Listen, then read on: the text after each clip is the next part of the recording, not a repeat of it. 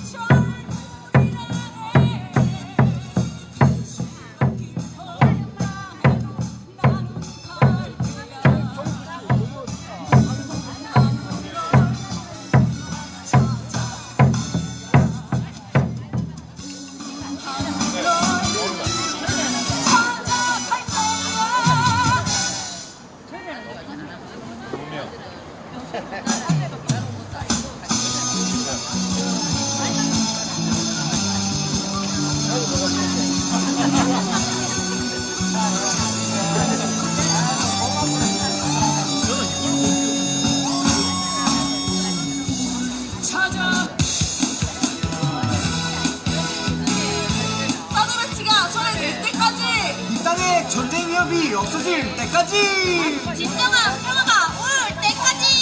와!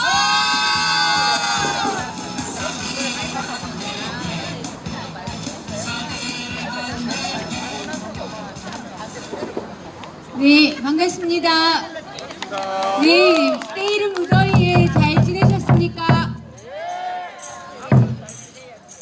저도 지금 왼쪽 주머니에 휴대폰을 놨는데 이렇게 왼쪽으로 이렇게 몸이 좀 기울었으면 좋겠습니다. 우리 박일서, 오늘 박일서 사회자분이 출장 때문에 못 왔습니다. 그 박일서 사회자분이 너무나 친애하는 김천시 농민회장 김옥겸 농민회장님처럼 저도 너무 나약해서 주머니에 약해서 주머니에 휴대폰을 넣으면 왼쪽으로 이렇게 기울일 수 있는 그렇게 좀 날씬해 봤으면 좋겠습니다.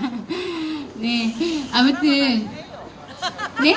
날씬하대요. 아, 그 마이크를 이렇게 한 가운데 두고 있으면 저도 무게 중심을 좀 잘 잡아보려고요.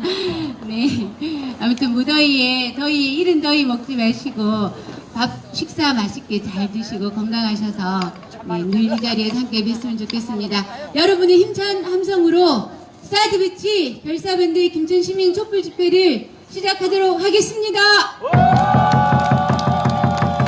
네, 모두 자리에서 일어나셔서 힘을 위한 행진곡 힘차게 부르겠습니다.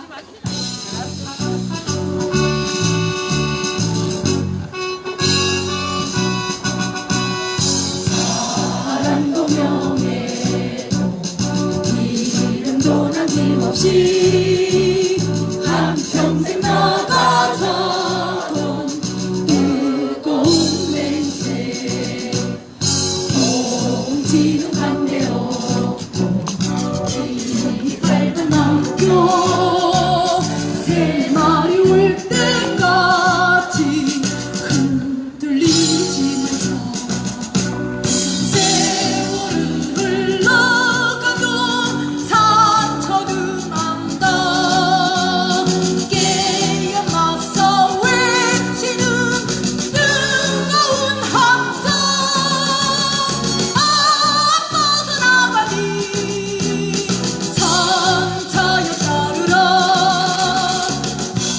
앞서서 나가니 산자여 따르라 사드 빼요 진짜 평화. 미국 빼요 진짜 평화. 사드 빼고 미군 빼자. 네, 모두 자리에 앉아주십시오. 첫 번째 순서로 늘 똑같은 첫 번째 순서지만 늘 봐도 보고 싶은 율동맘 앞으로 힘차게 모시겠습니다.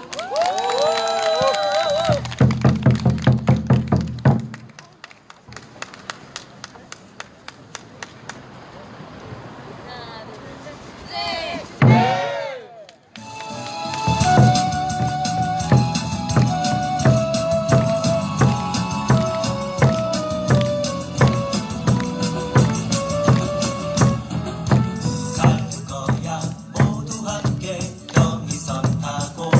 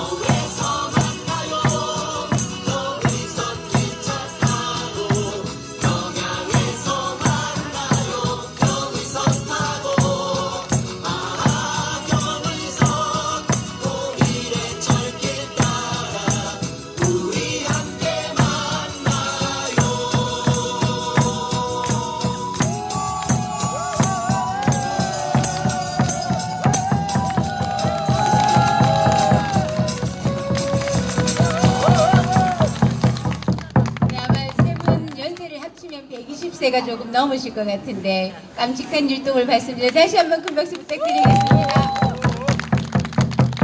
네, 오늘은 첫 번째 순서로 제가 많이 부탁드리고 많이 기다렸습니다. 유선재 선생님 앞으로 힘차게 모시겠습니다. 큰 박수 주십시오. 반갑습니다. 오늘 우리 박승민 대표님 뭐 방이 있다고 그래서 홀가분하게 나왔는데 오늘이 저기 10년 전에 오늘이 무슨 날입니까?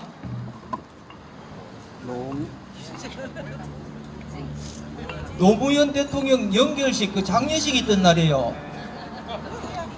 예, 어저께 그 했잖아요, 그죠? 그 서거의 날이고 그 이제 그 기념식 하고 있는데 서거의 날이고 오늘이 장례식 날인데요. 10년 전에 제가 요날 구미여고에 이제 근무를 하고 있었습니다.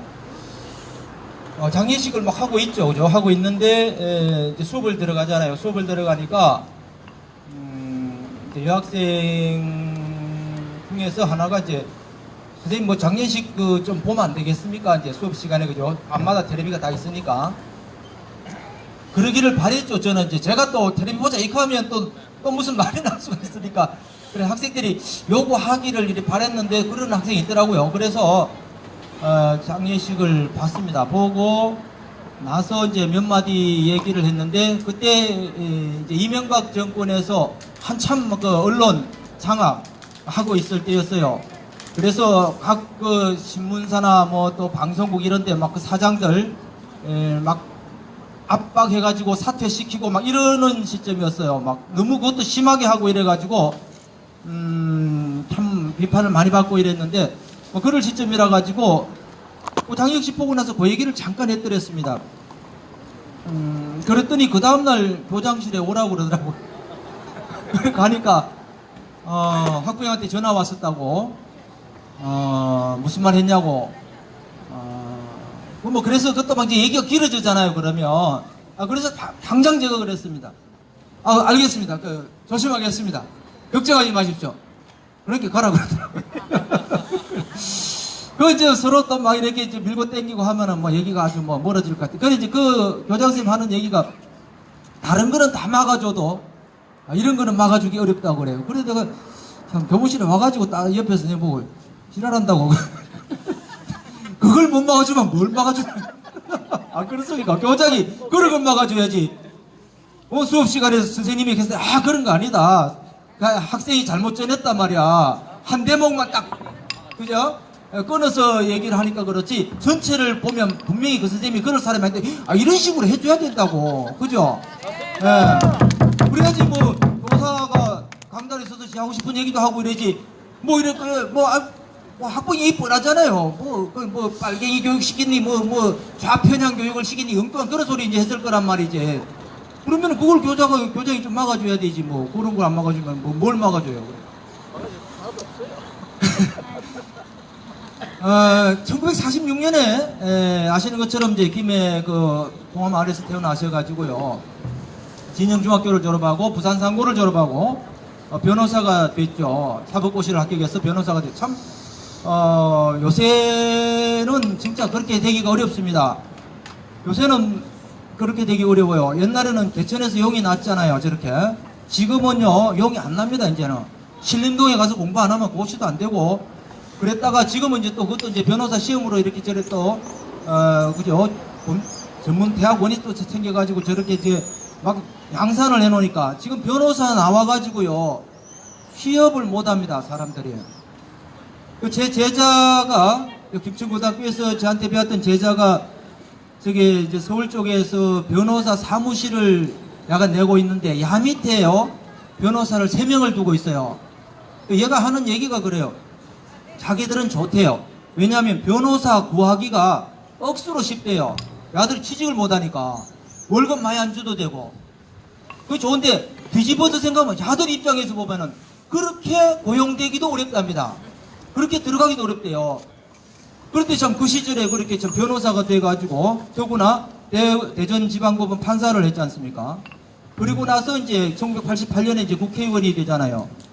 돼가지고 여러분 아시는 것처럼 이제 50 청문회에서 청문회 이제 스타가 되죠. 막 명패도 집어 던지고 막 이렇게 강하게 저항하는 그런 모습을 보이고, 이분은 일찍이 불임 사건이라고 해서 이제 부산에서 그 독서회, 사회과학 도서를 읽는 독서회를 용공으로 조작했습니다. 공산주의자다, 정부 전복을 깨한다, 이런 식으로 그 용공 조작을 했는 그 사건의 이제 인권 변호사를 하게 되죠. 그래가지고 그걸 계기로 해서 인권 변호사의 길을 쭉 걷게 됐고, 그게 뭐 평생에 어떻게 보면은 자기의 어떤 인생의 방향을 정하게 된 하나의 계기가 되었던 것 같습니다.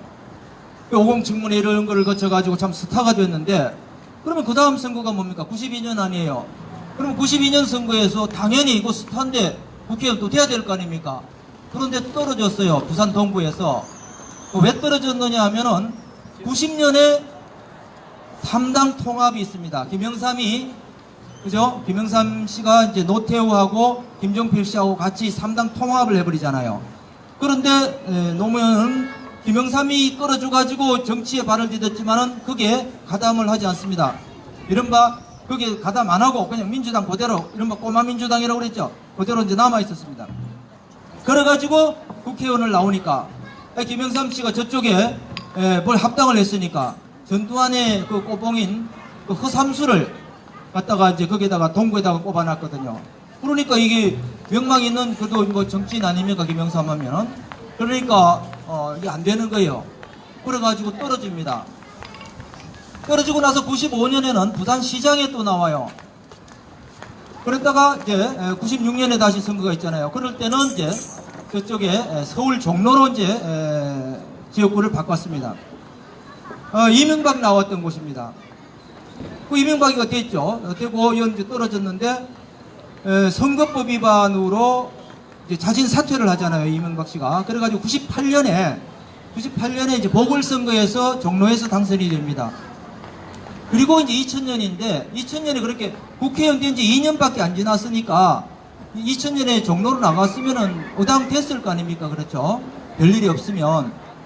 그런데 이 사람이 또 그렇게 하지 않아요. 2000년에 또 부산으로 가가지고 북구에 또 나옵니다. 그래가지고 떨어져요. 그러니까 이제 사람들이 그러는 거예요. 저 바보 아이가 저거. 그죠? 그 정치 1번지인 종로에서 돼가지고 쭉기야 2년 해먹고 그것도 보궐선거로 해가지고, 그죠? 이명박이가 했던 그곳 아닙니까? 그래가지고 해놓고는 부산에 다시 나가가지고 뭐 지역주의 극복한다 했다면서 막 이런데 저 바보 아이가 말이지. 비난도 받았지만 한편으로 그런 모습을 보면서요, 사람들이 감동을 하게 됩니다. 야, 뭐 저런 놈이 다 있단 말이죠. 정말 진심을 이제 느끼게 되는 거죠. 여러분, 반장선거 나와가지고 떨어져도 그 데미지가 굉장히 큽니다, 그거. 그렇죠? 그런데 이건 뭐 국회의원 선거인데 이것도 벌써 무슨 차례 떨어져요. 시장 떨어지고 국회의원 떨어지고 한 번도 아니고 두 번도 아니고 세 번, 네 번 막 이렇게 떨어져요. 그러면서도 끈질기게 저렇게 합니다. 그런 모습을 보면서 사람들이 뭐라고 그래요? 바보 노무현이라고 그러면서 노사모라는 단체를 만듭니다. 그리고 2000년에 해양수산부 장관을 했고요. 그리고 2002년에 마침내 이제 그 대통령으로도 당선이 됐습니다. 그 노사모 막 이러고 이럴 때 대구에 이제 그 노사모가 중심이 돼가지고 그 뭡니까 이제 대구 그랜드 호텔에서 그때 뭐 이렇게 연설회가 있다고 그래서 그때 이제 막 같이 가봤었어요. 이제 식구하고 가서 아주 가까이서 그 이제 그 뭐 이래 그 척거리에 있는 사람들하고 이제 그런 뭐 이렇게 사람들 보고 또 연설도 듣고 참 이렇게 그때 막 이렇게 감동을 참 많이 받고 이랬었는데요.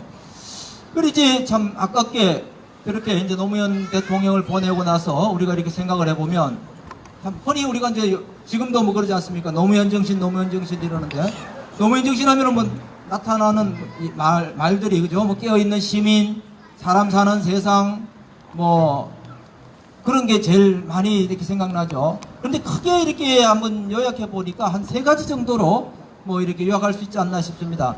첫 번째는 불이나 불공정 이런데 저항해서 이 사람은 끊임없이 도전해 왔다는 거죠.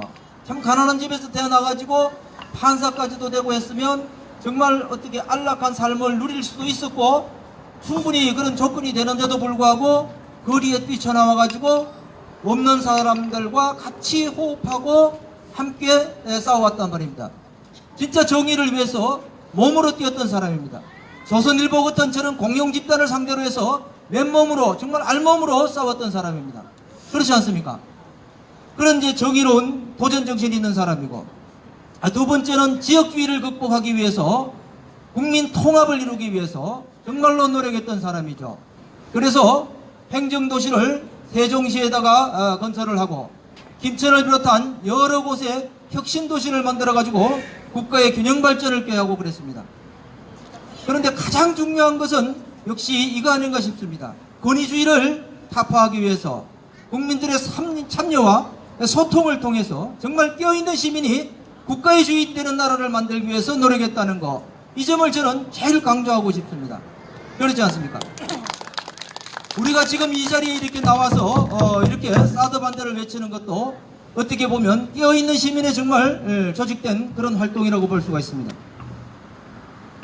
노무현 대통령의 묘비명에 이렇게 되어 있습니다. 민주주의 최후의 보루는 깨어있는 시민의 조직된 힘입니다. 그렇죠.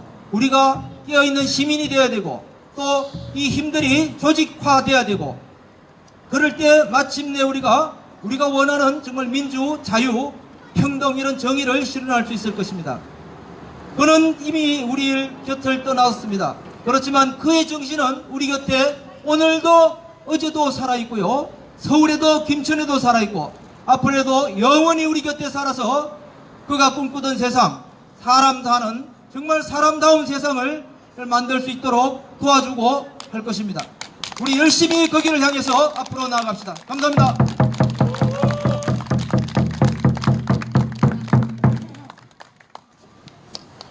네, 저도 많이 그리워하는 고 노무현 대통령의 생애와 정치사 그리고 그분의 철학에 대해서 말씀해 주셨습니다. 유선철 선생님께 감사드립니다. 네, 다음 순서로는 갈 길 바쁜 박성민 위원장님을 제가 붙들었습니다.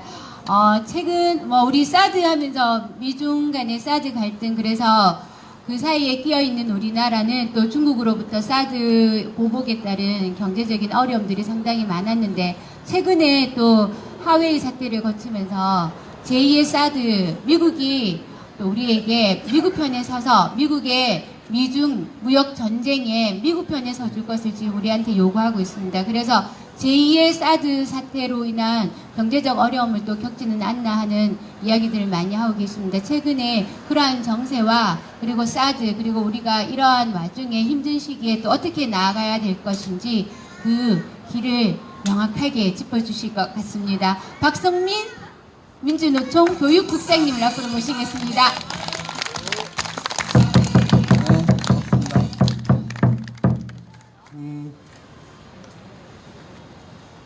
김종희 팀장님한테 엮여가지고요. 갑자기 부탁받아가지고 오늘 준비도 제대로 못해갖고 오고 막 이랬는데, 5월달이 1년 중에 무슨 날이 제일 많은 날이 5월이죠. 그래 이제 지금 농사일도 굉장히 바쁘실 텐데 잘 지내셨어요? 그래서 지금 얘기한 대로 전체 얘기를 그런 영역에 사실은 세계 경제 얘기도 해달라 넣긴 했는데 제가 20분 하라 그래갖고 하여튼 하다가 시간 안 되면 막 넘어갈 겁니다. 막 넘어가고 마지막 얘기가 제일 중요해서 중간에 좀 어려운 얘기들은 좀 뛰어넘을 수 있는 그렇게 이제 하도록 하겠습니다. 오늘 광장 지킨 지 이제 3년째 돼가는 773번째 평화광장 촛불이네요. 얘가 왜 안 나오냐? 그래서 아까 바로 엊그제 지난주 수요일날 했던 집회에서 기왕 5월 얘기해서 5월 지난주가 39주년 광주 5.18 민중항쟁 기념이었던 건 아시죠? 야, 내 참 정말 광주를 그렇게 건들 거라고 생각을 못했어요. 한국당이 해도 설마 광주까지 저렇게 할까 이런 생각이 들었는데, 광주는 보통 그렇게 이야기해요. 광주는 우리 운동에 마르지 않는 샘물이다 이렇게 이야기합니다. 왜냐하면 박정희가 18년 동안 독재를 하고 난 다음에 대한민국의 많은 사람들이 이제 민주주의가 오나 보다 이러고서 이른바 서울의 봄을 맞이할 준비를 하고 있는데, 아시는 대로 이제 전두환이 박정희보다 어떻게 보면 더한 놈이 대통령이 됐죠. 박정희랑 똑같이 군부 쿠데타를 일으켜서 권력을 찬탈하죠. 그때 많은 사람들이 무릎을 꿇는데 광주가 전두환에 맞섭니다. 그래서 5.18을 겪게 되죠. 그리고 그때 너무나 많은 사람들의 희생을 그 덕분에 우리가 어떤 거를 알게 되냐 하면 한국 사회를 지배하는 실질적 지배자가 누군지를 알게 돼요. 아시는 대로 우리가 군 통수권이 없는 거 아시죠?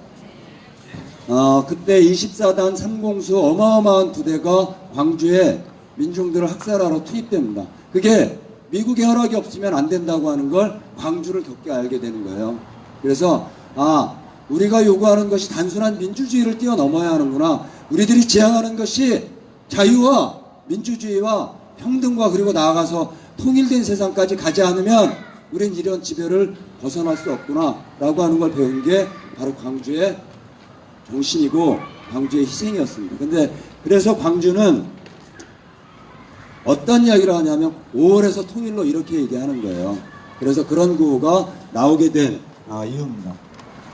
한겨레 신문 88년 신문인데 이미 미국은 광주에 이런 병력이 움직이는 것 이런 것들을 다 알고 5.16 군사쿠데타도 그리고 79년 12.12 군사쿠데타도 나중에 승인하고 그 이후 권력을 보장하는 이런 방식으로 미국의 이익을 보장받는 이런 것들을 해온 거고, 그래서 이 사드 역시 지금 미국과 일본의 이익 아니면 이게 대한민국에 어떤 이익이 있습니까?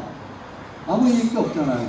좀 아까 우리가 겪었던 사드 때문에 중국과의 경제 갈등 문제, 그것 때문에 받은 기업의 피해를 포함한 여러 가지, 직접적으로는 소송리 김천 여기서 지금 일산까지 파괴되고 이 사드를 반드시 뽑고 평화를 지키려고 하는 이런 싸움들을 할 수밖에 없는 것이 본질에서는 미국의 요구가 한반도에 관철되고 있기 때문에 우리가 대한민국 사람 전체를 대신해서 싸우고 있는 거 아닌가요? 네, 그런 싸움을 지금 하고 있는 겁니다. 그래서 지난주에 39주년 행사를 했어요. 야, 이렇게 하고도 가고 싶었나 봐요. 네?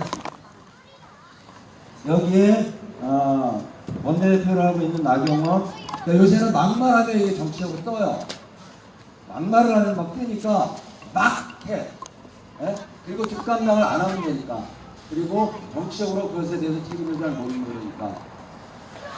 광주로 39년을 거치면서 맞으면서 올해 가장 많이 든 생각은 부끄럽다는 생각이었어요. 우리가 전두환이 아직도 국민 세금 7억 원 받으면서 경고받고 있는 거 아시죠? 이거를 그냥 두기 때문에 과거의 잘못을 아주 단절하지 못하니까 이 효과를 지금 우리가 겪는 거 아니냐. 사실은 우리가 부끄러운 거다. 이런 생각을 많이 했습니다. 뭐 세계 경제도 얘기해달라 해서 일단 넣었는데, 우리나라가 올해 작년 말로 해서 이른바 3050 클럽에 가입했대요. 5천만 명 이상의 인구, 그 다음에 3만 달러. 3만 달러면요, 가구 4명이 사는 가구면 이 가구의 1년 소득이 얼마 돼야 돼요? 평균? 이런 계산을 잘 안 하시는구나. 3만 달러를 4명 곱하시면 돼요. 그러면 얼마요? 12만 달러? 우리 돈으로 하면 1억 한 4천 정도 되겠던데, 4분 사시는 가구는? 소위 팀장님 4명 가구 아니에요? 1억 4천? 저거를 택도 문제라고 하는 분이에요. 그러니까 이건 평균이기 때문에 뭐 의미해요? 우리 사회에 그거보다 더 많이 버는 사람들이 훨씬 더 많은 걸 그래요. 맞죠? 예. 그러니까 그런데 이제 가입했는데 한국 경제나 이런 것들이 과연 공평하냐? 없는 사람들이, 그리고 가지지 못한 사람들이 그래도 이 사회 구성원으로 함께 더불어 살 수 있는 이런 정도의 이른바 복지라든지 이런 정책들이 제대로 되고 있는지 의심스럽습니다. 그래서 성장률 점점 떨어져서 올해는 KDI가 얼마 전에 발표한 게 올해 성장률 2.4% 발표했어요. 그리고 제조업 점점 실어가고 가계빚은 이게 이제 폭탄이죠. 언제 터질지 모르는 굉장히 그런 어려운 게 한국 경제 이런 상황이고, 이 브렉시트 해야 되나? 브렉시트 잠깐 합시다. 최근에 제일 많이 뉴스 나오는 게 뭐예요? 브렉시트 많이 나와요. 브렉시트 관련해서 2분 요약. 괜찮습니까? 네, 메이 총리가 7일날 사퇴한다고 얘기했어요. 4월 며칠이야 이게? 4월 11일인가? 10일날 브렉시트 관련해서 EU하고 협상하려고 독일에 도착했는데 그래도 한 나라 대표인데 공항에 아무도 안 나왔어요. 사진 보시면 마지막으로 아무도 안 나왔어요. 이 브렉시트는 뭐냐면 브리튼이라고 하는 영국의 익사이트라고 하는 걸 조합한 단어래요. 그래서 브렉시트, 영국이 미국의 유럽 연합을 나가겠다, 탈출하겠다 이런 것으로 이제 했던 조합입니다. 그래서 영국이 나 나가! 이러고 문차고 나갔는데 벼랑으로 떨어지고 있는 이런 이제 만화예요. 이 브렉시트가 왜 전 세계에서 큰 문제로 될 수밖에 없냐면 아시는 대로 영국은 서비스나 이런 것들은 거의 이제 안 돼 있나요? 제조업이나 이런 건 아주 과거에 산업혁명을 했던 나라지만 지금은 경제 운영이 주로 금융국가입니다. 금융국가고 이 유럽연합을 나가는 결정을 2016년 6월달에 했는데 그걸 왜 했냐면 아시는 대로 영국이 옛날에 펼쳐지지 않는 나라라고 했잖아요. 식민지도 제일 많고 자본주의가 가장 빨리 발전하면서 그런 경제 부국이었는데 어떻게 이게 밀리기 시작한 거예요. 그래서 유럽연합이 50년 걸려서 이제 지금의 유럽연합이 만들어질 때 영국은 계속 안 들어가려고 한 거예요. 그러다가 이제 EC 유럽 공동체까지 이제 투표하고 이래서 들어가기는 했는데 유럽을 어떻든 종속되고 싶지 않은 게 있네요, 영국은. 그리고 유럽연합에 들어가면 상품, 노동, 이주 이런 것들에 대한 걸 다 똑같이 해야 되는데 이거에 대해서 이제 자국 내 노동시장이 줄어들거나 피해보거나 이런 피해의식이 있어서 과거의 영광을 기억하는 나이 든 사람들은 EU 나가자 이런 거고 그건 무리하다 이렇게 해서 국민투표를 2016년 6월 달에 했는데 나가는 거로 결정했어요. 51.9% 정도로. 그리고 난 다음에 유럽연합을 유럽화 규정하는 조약이 리스본 조약인데 리스본 조약 50조에 따라서 유럽연합에 우리가 나갈 게 이렇게 얘기하면 2년 동안에 나가는 거를 협상해야 돼요. 왜냐하면 이윤금을 내야 돼. 그리고 유럽연합의 일원으로 빠져나가면서 이제 이유 절차를 어떻게 할 건지를 협상을 해야 돼요. 그래서 2017년 3월 27일 날 유럽연합에 나갈게 이래서 올해 3월 27일 날 아무 협상이 안 되면 그냥 나가야 되는 거예요. 근데 이거를 그냥 나갈 수 없으니까 정부가 협상안을 계속 냈던 겁니다. 근데 영국의 대법원이 정부가 하지 말고 의회를 거쳐라 이랬는데 의회에서 8번을 다 부결시켰어요. 그리고 영국 정치가 좀 완전히 난리가 난 거예요. 국민들 다 거리에 나오고. 그래서 이거를 좀 아까 봤던 장면에 4월 초에 다시 6개월을 연장을 한 겁니다. 이 협상은. 근데 이 브렉시트가 왜 자꾸 신문에 많이 나냐 하면 브렉시트를 결정하고 난 다음에 하루 만에 며칠 만에 전 세계의 증시가 3천조 원이 날라갔어요. 왜냐하면 영국도 이제 만만치 않은 나라잖아요. 이게 미치는 영향이 있는 거고.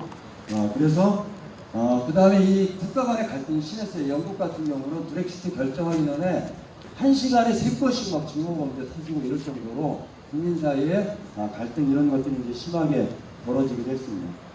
그래서 이런 8개 하는 모든 의회가 부결시켜서 국민들이 이제 길거리에 나오고 100만 명씩 나와서 데모하고 이렇게 된 거죠. 근데 이게 잘 안 돼서 어떻든 우리한테는 영국과의 경제관계가 있잖아요. 유럽연합과의 경제관계도 있고 이런 영향을 받을 수밖에 없는 이런 거기 때문에 이건 전 세계가 다 받게 돼 있어요. 그래서 경제 문제와 관련된 얘기가 나올 때 브렉시트 얘기가 굉장히 많이 나옵니다. 문제 훨씬 더 복잡하지만 2분 요약 넘어갈까요? 그 다음에 이제 얘가 문제인데 2016년에 전 세계에서 가장 큰 사건은 트럼프가 대통령 된 거하고 브렉시트예요. 전 세계 불확실성이 커졌다 이렇게 얘기했던 게 2016년 11월 달에 이제 트럼프가 아무도 안 된다고 얘기했는데 트럼프가 돼버렸어요. 그래서 세상사 잘 모르는 거예요 원래. 그래서 미국에서는 나의 대통령이 아니다 이러면서 이제 데모를 한 달 정도 했어요. 근데 이거 그거를 뒤집지는 못했죠. 트럼프의 기본 정책은 미국 우선입니다. 어떤 경우에도 미국의 이익을 가장 앞세우는. 사드 배치, 그 다음에 한국과의 방위비 분담금 협정, 그 다음에 유럽과의 무역 전쟁, 어떤 거에서도 미국 우선. 미국의 이익을 가장 앞세우는. 최근에 이제 이 한반도 문제와 연관된 게 이제 이란 핵 문제인데, 이란 핵은 오바마 때 결정한 거예요. 이번 오바마 때 저걸 보통 6+1 협정이라고 얘기하는데, 프랑스, 영국, 그 다음에 이란, 미국 이런 나라들과 플러스 1로 독일 이렇게 해서 이란이 국가 같은 핵 개발을 한 것도 아니에요. 그러니까 플루토늄 이런 걸 쭉 핵 개발을 준비하는 거를 오바마가 못하게 하고 중단시키면서 협정을 맺었는데, 트럼프가 오바마가 한 것도 다 반대야. 예? 그래서 이른바 건강보험 예를 들면 이런 거 이란 협정 이런 거 다 반대한 거야. 근데 이제 근거로 든 건 마지막 조항이 뭐였냐면 일몰 조항이라고 있어요. 그러니까 이거를 이란이 언제까지 한다 이게 명확하지 않아요. 그걸 근거로 작년 5월 1일 날 협정을 깬 겁니다. 그리고 이거는 누구한테도 메시지를 보낸 거냐면 북한테도 보낸 거죠. 이렇게까지는 할 수 있다 이런 걸 하는 거예요. 어쨌든 그게 이제 깨지고 난 다음에 지금 아시는 대로 중동이 연일 지금 불안으로 이제 가고 있는 거죠. 이게 다 뭐예요? 미국의 이익을 위해서 하는 거예요. 무역전쟁 아시는 대로 G7 작년에 이게 상징적인 사진인데 7명이 트럼프한테 그만 좀 하지. 그러니까 트럼프가 뱉고 이러고 이제 싸우는 장면이에요. 네? 그러니까 이게 어떤 나라 일국을 대상으로 한 게 아니라 어떤 미국의 이익을 위해서 이렇게 하는 거고, 결정적으로 중국과 미국이 지금 무역전쟁을 아주 심각하게 벌이고 있는 거죠. 그래서 88년 만에 이른바 최대 무역전쟁이 터졌다 이렇게 이야기하는 겁니다. 그래서 잘 안 보이실 텐데 중국만을 대상으로 한 게 아니라 전 세계의 관세 이런 것들이 폭탄들을 떨어뜨리면서 다 영향을 받는데, 맨 위에 보시면 우리나라 같은 거 미국 정부가 수입산 철강, 알루미늄, 스프링 이런 거에 관세를 25% 내주는 거예요. 그러니까 그동안은 예전 관세인지 잘 모르겠는데 관세가 아주 낮았어요. 5%. 그러면 우리나라 제품을 미국에 보낼 때 미국이 부과하는 세금이 별로 적으면 미국에서 싸게 할 거 아니에요. 그럼 이제 수출이 많이 되는데, 미국 정부가 거두는 관세를 막 25%씩 올리면 미국에서 이 한국산 철강을 사는데 부담이 생기니까 가격이 올라버리니까 이런 문제예요. 근데 우리나라가 미국의 철강 수출 세계 3위 국가예요. 제일 많이 수출한 게 스프링입니다. 스프링 이런 거 얘기하는데, 따라서 중국을 겨냥한 거지만 이런 게 이제 한국도 직접 영향을 받을 수밖에 없는 이런 상황이죠. 게다가 중국과만 하는 게 아니라 이제 무역하고도 유럽하고도 이제 이런, 그래서 전 세계에 무역 갈등이 미국의 이런 무역 전쟁 때문에 되게 심해지고 있어요. 빨리 가겠습니다. 우리나라가 제일 크대요. 미국이 벌이는 무역 전쟁에 영향을 제일 많이 받을 거다 이런 얘기를 하는 겁니다. 근데 이게 관세, 즉 미국이 들어온 수입하는 물건에 대해서 관세를 매겨서 외국 수출을 줄이려고 하는 걸 뛰어넘어서 이제 넘어간 게 전자예요. 전자의 어떻든 화웨이가 미국이, 중국이 지금 전 세계 핸드폰 판매 저희가 5위 정도 될 거예요. 화웨이가 이거를 통제하겠다고 지금 나온 거죠. 그래서 이게 이제 지금 화웨이 제품과 관련해서 미국이 중국에 이걸 하면 제일 사드 되지 않냐 이런 우려가 터진 겁니다. 왜냐하면 아시는 대로 사드를 배치하고 난 다음에 중국이 우리나라 대표적으로 옷대를 비롯해서 우리나라 경제에 심각한 타격을 줬죠. 네? 중국 수입자 옷대 가지고 다 이렇게 했는데, 우리나라가 화웨이에 수출하는 게 12조 원이에요, 1년에. 그럼 중국으로서는 어떻게 돼요?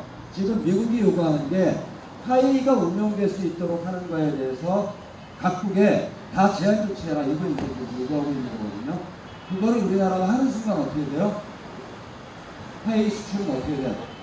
중국이 끊게 되겠지. 그러면 롯데가 1조 원 정도 손해봤다는 건데, 그거를 뛰어넘는 것으로 갈 가능성이 되게 있습니다. 그래서 이게 사드보다 처음 사드 배치했을 때 중국이 미국과의 군사 전략 문제 때문에 겪고 있는 이 사드 불법과 또 다른 길에서 훨씬 더 뛰어넘는 이런 상태로 올 거 아니냐. 그래서 최근에 시진핑이 6월 말에 한국에 오기로 했는데 지금 연기했죠. 자, 중국은 끝까지 항전한다 이제 이러고 있어서 이게 이 끝간대가 어디로 갈지까지 잘 모릅니다. 그래서 이건 토요일 날 매일 신문 만평이었는데 예전 사드처럼 하이 사태가 올 거 아니냐 이제 이런 예견하는 만평들이 나오고 6월 달에 방황하려고 했던 게 무산됐어요. 그래서 이제 앞으로 정세가 어떻게 될 거냐, 어떻게 될 것 같아요? 전쟁이 같으면 앞으로 한반도, 그 다음에 북미 회담, 그 다음에 남북 관계 어떻게 될 것 같습니까? 네, 저런 정도의 이제 낙관적인 정세관을 가지셔야죠. 제가 올해 초에 어떻게 될 거냐고 뭐 이런저런 얘기를 해가지고 하노이 회담이 결렬되고 난 다음에 거칠게 북미 간의 조정기를 거쳐서 6월달 정도에는 회담이 되지 않을까 이러고 얘기했는데 될지 모르겠어요 이거. 네? 이게 이제 만만치 않을 것 같습니다. 어떻든 계속 교착 상태가 오래 갈 건지 아예 정말 북미 회담이 3차 회담으로까지 나가지 못하고 끝나고 재협상이 또 될 건지 이건 아무도 예견하기 어려운데 아까 우리 형님 말씀하신 대로 돼야죠. 되도록 해야 되는 게 과제입니다. 그래서 이번에 문 대통령이 방미하고 그 다음에 트럼프 지금 북미 회담이 좀 잘 안 되는 거에 대해서 어떻든 복구해 보려고 애를 쓰고 있는데 북이 발사체도 이제 발사하고 그래서 지금 굉장히 거칠게 조정기를 거치고 있는 거죠. 오늘 엊그제 이제 신문인데 미국 주재 북한 대사가 지금 북한 제재가 굉장히 이제 촘촘하게 돼 있는데 선박을 묶은 건 처음이에요.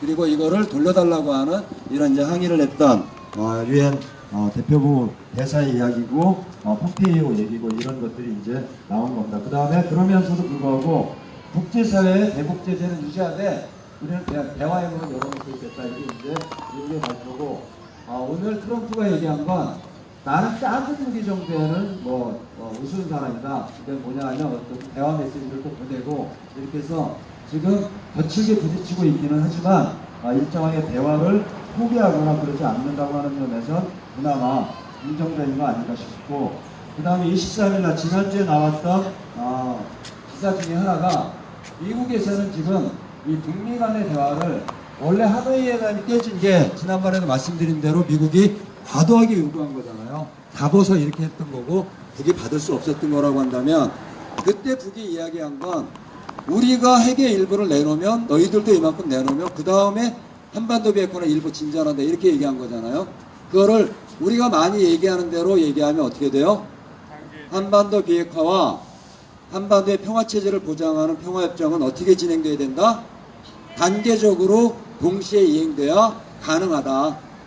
세상의 어떤 교섭이 하나도 확보하지 않고 다 줘요. 그렇게 안 하죠.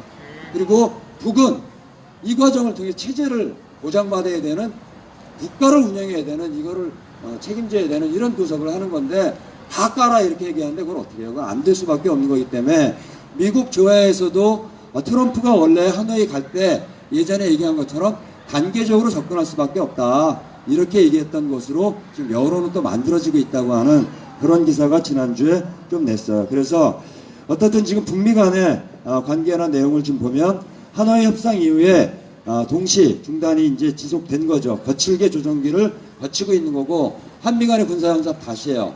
그리고 미국의 요청에 따라서 일본과 한꺼번에 하는 군사연습도 다시 하게 됩니다. 북이 연일 문제 제기하죠. 남북 군사합의 위반이다 그렇게 하는 건 이런 이제 문제 제기. 그리고 남이 이제 조정을 한다니 당사자 아니냐 한반도 평화 문제에 통일의 당사자로 나서라 이런 이야기들을 북은 남을 향해서 그리고 미국을 향해서 하는 거고 그래서 지금 발사체 그 다음에 500km 미만이어서 미사일 이런 발사를 한 거고 미국은 합의 위반은 아니다 그거는 왜냐하면 대륙 탄도 미사일인 ICBM을 쏘거나 핵실험을 한 게 아니기 때문에 합의를 위반한 건 아니다 이렇게 해서 대화 모멘텀은 유지하고 있다고 하는 점에서 아직은 좀 긍정적이고 대화가 다시 시작될 수 있는 이런 것으로 기대할 수 있는 거 아니냐 이런 거고 그 다음에 기업인 개성공단 방문 승인도 하고 물론 2개의 결정이 남아있긴 하죠.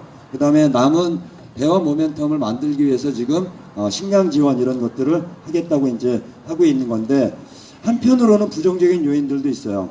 그러니까 폼페이오는 바꿔라 북이 우리가 요구한 거 다 받을 준비해라 이런 메시지를 이제 보내고 있는 거고 그 다음에 이제 북의 외교부 부장인 최선희는 경로변경 마음만 바꾸면 우리 얼마든지 다른 길을 선택할 수 있다. 이렇게 이제 북을 압박하는 발언도 하고, 그 다음에 트럼프는 나서가지고 금강산 개성 지금은 때가 아니다 이러고 오히려 우리 국내 간의 남북의 교류 문제를 아예 대놓고 하지 말라고 하고 문재인 정부는 여기에 굴복해요.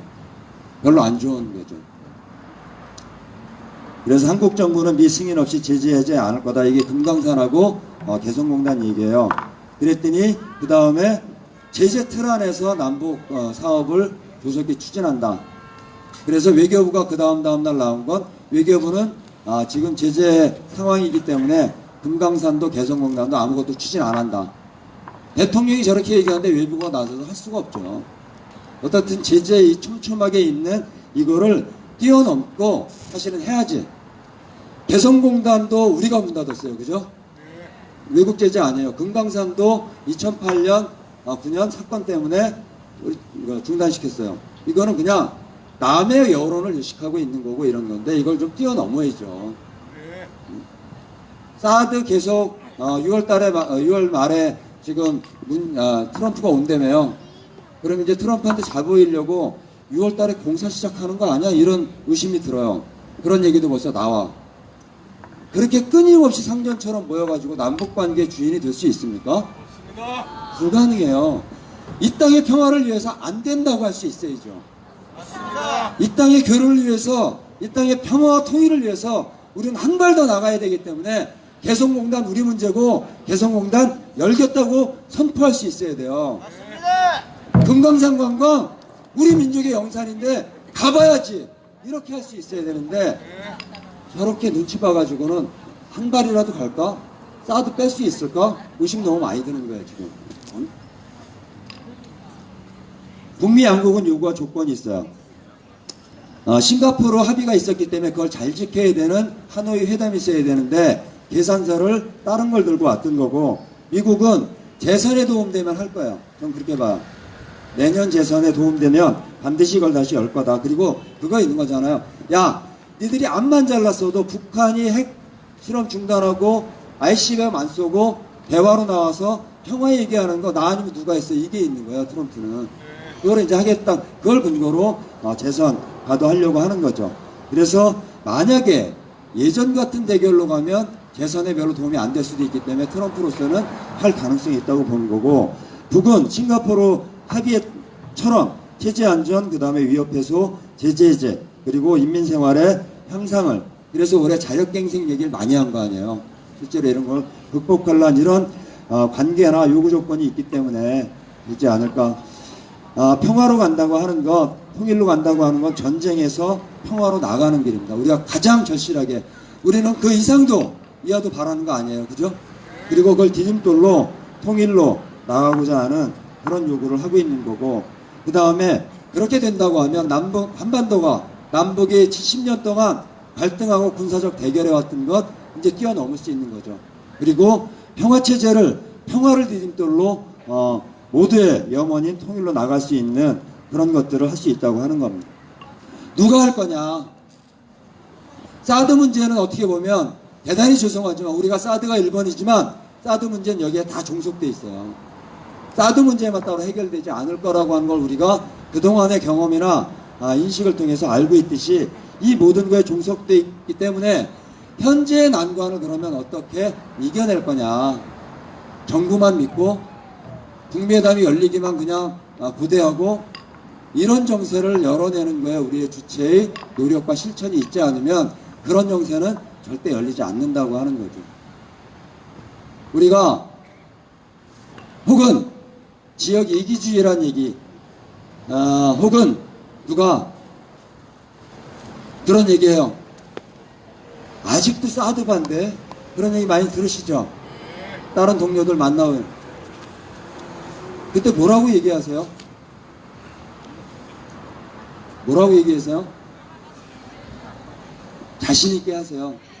너를 위해서 하는 거야. 너를 위해서. 네가 안 와서 내가 한다.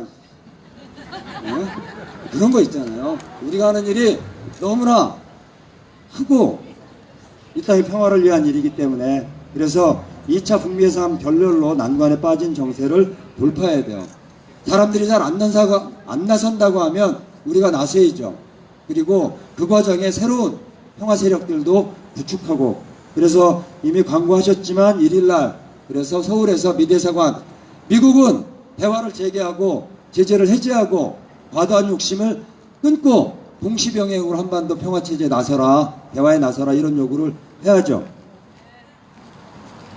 그래서 우리 김천은 3년 맞으면서 이미 역사를 바꾸는 이 싸움을 해오고 있는 겁니다. 누가 뭐라고 해도 우리가 이 자리를 지키면서 사드가 나가야만 이 땅의 평화가 이루어지기 때문에 3년이라고 하는, 횟수로 4년이라고 하는 이 세월을 광장에서, 그리고 인원이 줄면 주는 대로, 그리고 많이 모이면 많이 모이는 대로 우리가 지켜야만 이 땅은 평화가 오기 때문에, 그리고 우리들의 이 싸움이 결국은 이 정세를 열 거라고 하는 그런 확고한 믿음이 있기 때문에 이 자리를 지키는 거라고 생각합니다. 맞죠? 중국이 화해해 가지고 사드를 뛰어넘는 압박을 하는 거, 그러면 좋을 수는 있어요. 그죠? 뭔가 정세적으로는 우리한테 유리할 수 있지만 그거를 너무 기대하시는 건 전 아니라고 생각해요. 그건 우리나라 전체 경제엔 별로 도움이 되지 않는 거기 때문에, 그렇게 이제 그거를 앞세우게 되면 이 사람들은 별로 안 좋은 사람, 이렇게 돼요. 그래서 중국의 그런 억압도 사실은 맞설 수 있는 그런 자주적인 우리의 운명을 우리가 결정하는 이런 문재인이 될 수 있도록 하기 위해서도 우리는 이 자리를 지켜야 되는 겁니다. 왜냐하면 목숨 같은 평화, 목숨 같은 통일, 이것을 우리가 꿈꾸고 3년 동안 지켰기 때문에, 아시죠? 질긴 놈이 반드시 이긴다는 거. 끝까지 함께 싸워나갈 준비하시면서 구호하겠습니다. 평화시대 사드 빼라! 통일시대 미군 빼라! 사드 뽑고 평화 심자! 네, 길었습니다.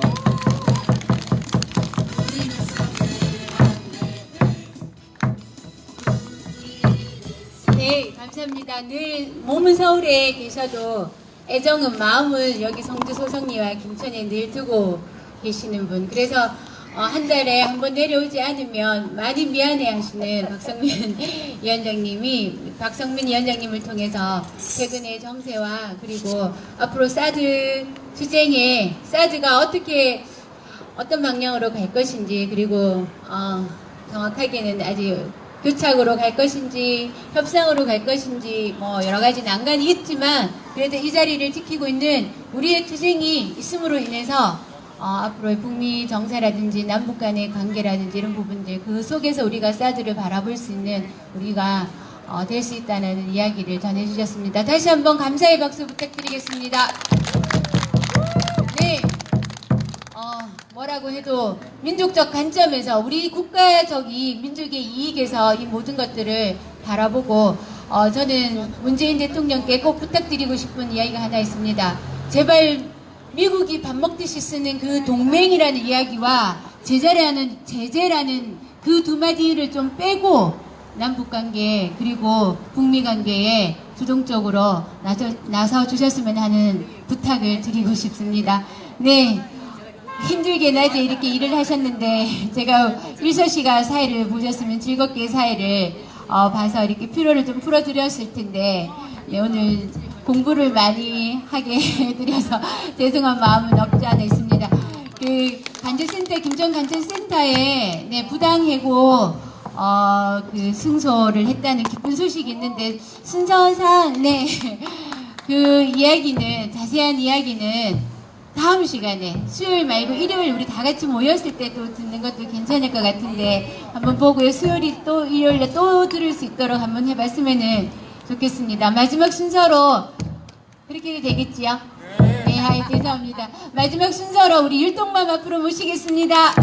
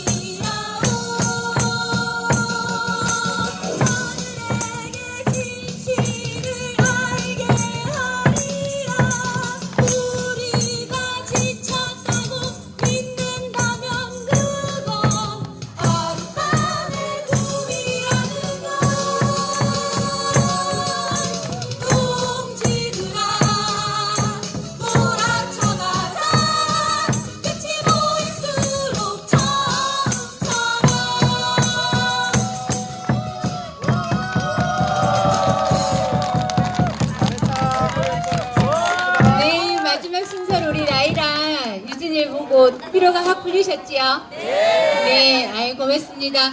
네, 6월 1일 서울 갑니다. 뒤에서 신청 받으니까 많이 신청해 주시고요. 지난주에 이어서 오늘도 성주 소성리의 김정수 씨께서 노란 참외를 보내주셨습니다. 네, 감사드립니다.